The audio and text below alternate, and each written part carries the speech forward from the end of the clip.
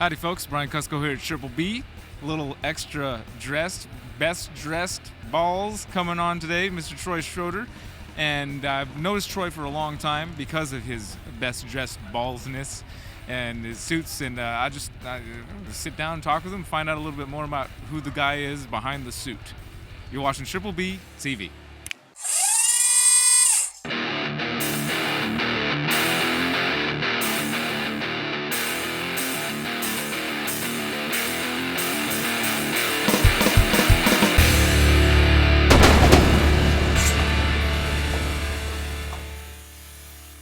Troy Schroeder, best dressed balls.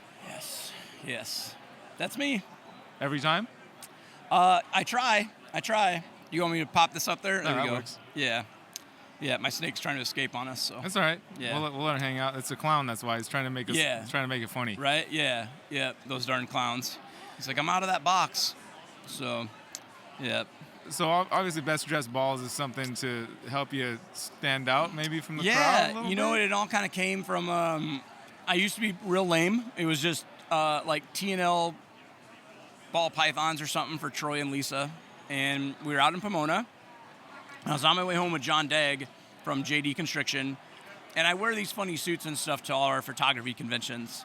And so he was like, dude, why don't you do that, in the snake world, in the snake industry at the shows? And I was like, man, I don't know.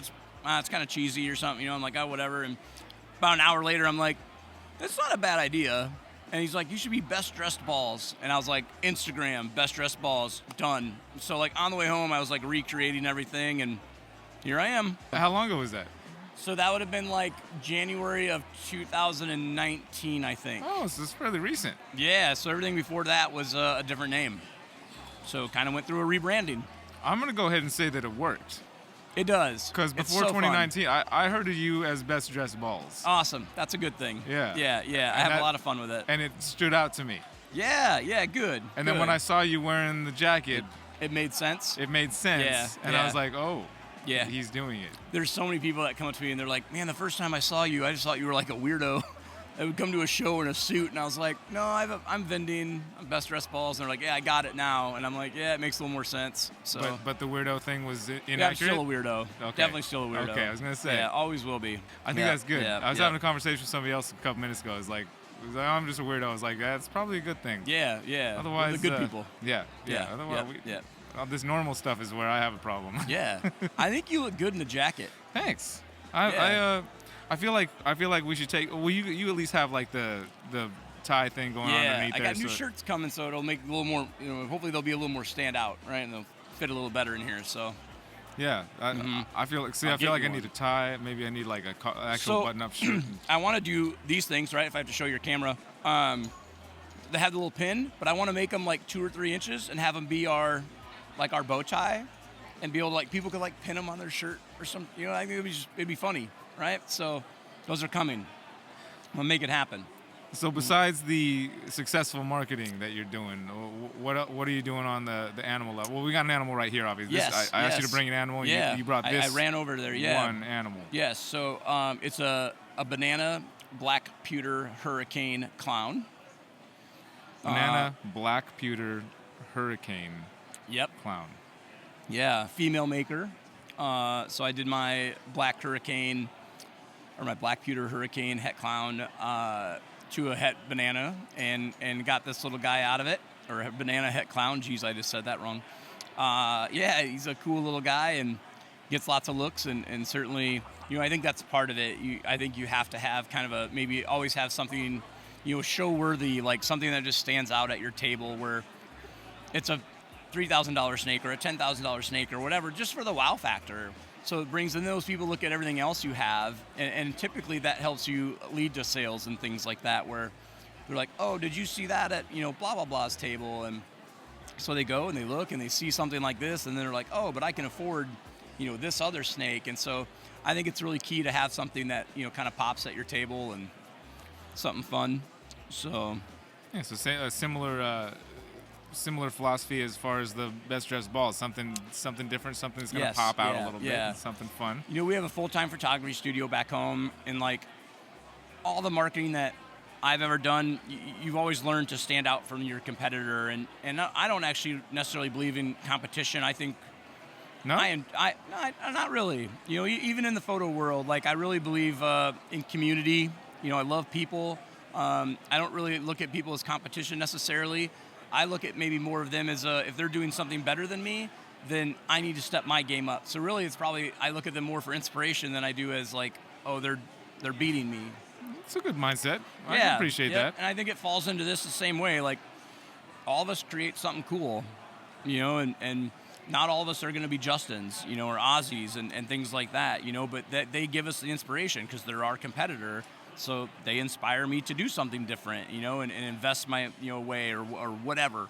And so, yeah, I think stand out more so than the guy next to you. You know, that would be my 2 cents. That's a healthy way to look at it, I think. You know, Yeah. Not envy, but like take inspiration from the people that are doing well. Yeah. Yeah, that's I can 100% get behind that sentiment. This animal's looking Right? fantastic. It's funny. I had another question for you. I'm pretty sure I did. The snake throws you off, right? The snake does. Yeah, filming the snake at the How same many snakes time. have pooped on the table? None yet. Oh. Yeah, look knock at how on clean it is. wood. Yeah, and that's real wood under there. All right. What is your quest? It's a good question. Me and my wife had a full-line pet store 20 some odd years ago. We had our son, and at that point, my dad was like, you know, he's that guy that was, you need to have insurance and this and that. You should work for the man, blah, blah, blah. So we got out of that pretty quickly. We've tinkered from then until now, and for the last 8 years, we've done the ball python thing. I think my quest is probably to hang up somewhat of my photography world and really dive more into the, you know, into the industry again, and, you know, make more of my living solely off of this than solely off of, you know, photography more so. So at the moment, that would be my quest. That's a goal for me. So, well, I imagine the photography helps with like marketing some of your snakes, so you know what you're doing with the camera. Yeah. You know, it's pretty funny you say that though. Like I think it's like I look at it as my job sometimes. Then I get home, I'm like, I don't want to take any more I don't photos. want to take photos. So I'll just snap it with my phone or whatever. And then like somebody's like, hey man, why? You're a photographer, like step it up. And I'm like, I know. Hey, but these phones are doing some good things these days. Yes, like there's some side by sides I've seen with, you know, nice DSLR versus a phone, and it's like yeah. And they'll often have like manual mode, and like you can really control the camera in your phone as well as you can a DSLR or mirrorless or whatever. And so yeah, they've come a long way. Dude, this snake is doing a phenomenal job of being a subject right you like now. That? Yeah. Yep. I train them. We work with them a couple hours a week. You know, like the cobras and like the flute, you know. Yep. Well, dude, how many shows are you planning to hit this year? If everything runs, then I would do both Arlingtons, both Tenleys, and then hopefully both Pomonas, which I know are the ones in Anaheim. But well, I think it's going to be back. The first one's going to be back at Pomona. It is in July, I believe. Okay, yeah, July, yeah, and then in January we go back to Anaheim, I think, right? Maybe I think one more time. You might be right. Yeah, I know that we're trying to not go back to Anaheim as much as possible. Right. Yeah, that show's it's a great show. It's just a Pomona, unfortunate location. We just tried it out. Decided Pomona is going to be a better location. Yes. I give that guy a lot of credit to have to deal with having to figure that stuff out. So, yep. Awesome, Troy. Well, hey, man. Oh man, I wasn't even. Okay, good. We're recording. Look, we're upside down. But we're recording. Yes. It doesn't matter which way it slips, as long as it's actually recording. Yeah. That's funny. Well, hey, I know you're busy over there. I appreciate you taking a minute to come sit down. Thank you. Yeah. Well, I have to say this, and it's repetitive, I'm sure, but you are by far in this industry the best. I mean that. I don't mean that because I'm in front of you, man. Like, you bring an energy to people and happiness and love like really no other person I know. I could probably get emotional, and I'm not gonna, but I think you do a lot of great things for people. You spend time with kids and shit, man, and just you do a phenomenal job. So, thanks. Dude. Yeah, I appreciate that, man. Well, I mean it. Thank you, bro. Yes. Thank you. Thank you, sir. Yes. All right, big thank you to Troy for coming and sitting down with us today. We're going to be doing a Zoom call with Troy tonight, the day this video has aired. And there's a link down in the description for that if you want to join it. We do them every week with our Patreon community, with our guests, and it's a good time. I hope to see you guys there. And next week, I think we're having Bob Clark on. I'm not 100% certain. I'm going to go talk to Bob right now and see. All right, you guys take care of yourselves. See you on the next video. Thank you for watching.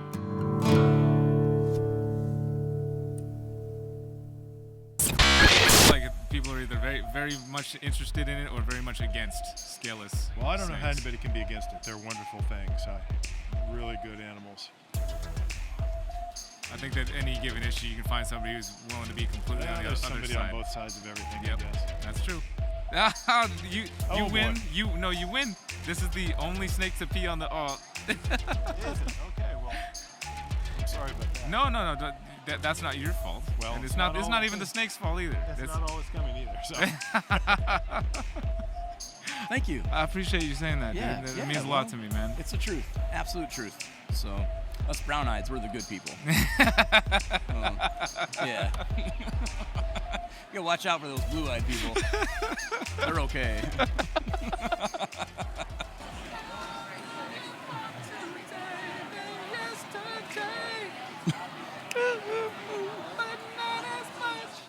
As tomorrow.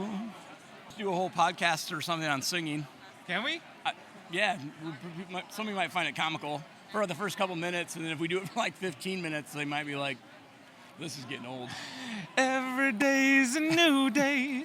I only know Every time I love you.